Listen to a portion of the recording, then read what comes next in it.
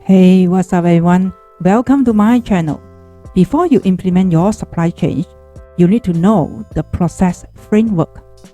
In this video, I will explain the basic frameworks that you will find in many supply chains and cover some terminology here.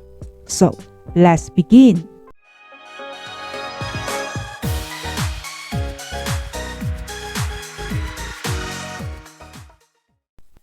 The human body is a complex system.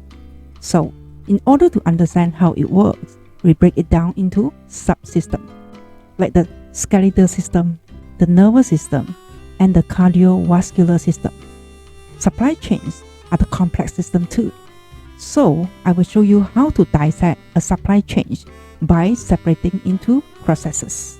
One of the most popular ways to do this is with a framework called the Supply Chain Operations Reference Model, or the SCOR Model, which is maintained by the EPIC Supply Chain Council. The SCOR Model breaks supply chain processes into 6 main groups. Plan, the process where you map out how everything in the supply chain is supposed to work.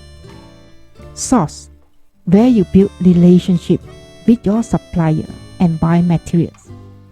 Make, which include all the processes for manufacturing or assembly. Deliver, the processes for getting your products or services into the hand of your customers. Returns, those often overlooked processes for taking back products that your customers don't need or want. And finally, enable, which include all the other processes that you need to keep a supply chain working smoothly. Within each of these high-level process groups, there are sub-processes and the key performance indicators. The sub-processes define how a company executes its supply chains, and the KPI allow you to compare the performance of a supply chain to your peers through benchmarking. When we talk about a supply chain, we also have to remember that we extend beyond our own company. So the deliver process for my companies need to integrate with the source process for my customers. And plan, returns, and enable processes to be linked the whole way from my customers to my suppliers. Using a framework like the SCOR model can make it easier to see how processes interact and to clarify who is responsible for each step. By seeing what's happening more clearly, we can measure the result more accurately. Doctors monitor KPIs all the time to diagnose their patients.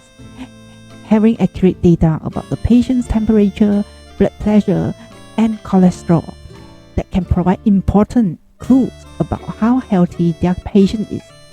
So using a process framework allows us to do the same thing with a supply chain.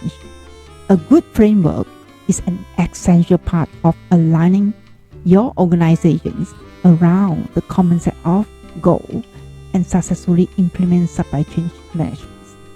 That's all for my sharing in today's video. And in my next video, I will talk about how you plan your supply chains, what are the source input, and how to make a products and services, deliver the products, return products, enable supply chains in my next detailed video. Once again, my name is Vivienne. I am the business software coach. I very appreciate you guys here and have a great day. I see you in my next video.